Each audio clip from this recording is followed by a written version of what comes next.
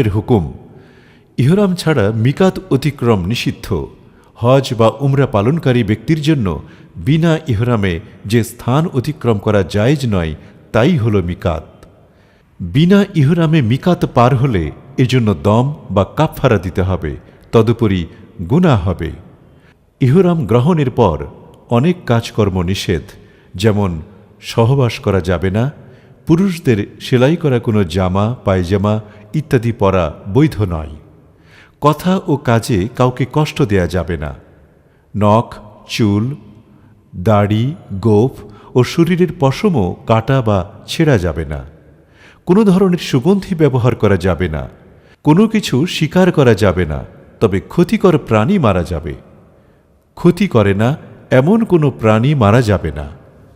হারাম শরীফ বা বাসা থেকে সেলাইবিহীন একটি সাদা কাপড় পরিধান করুন, অন্যটি গায়ে জড়িয়ে নিয়ে ইহরামের নিয়তে 2 রাকাত নামাজ পড়ে নিন। শুধু হজের নিয়তে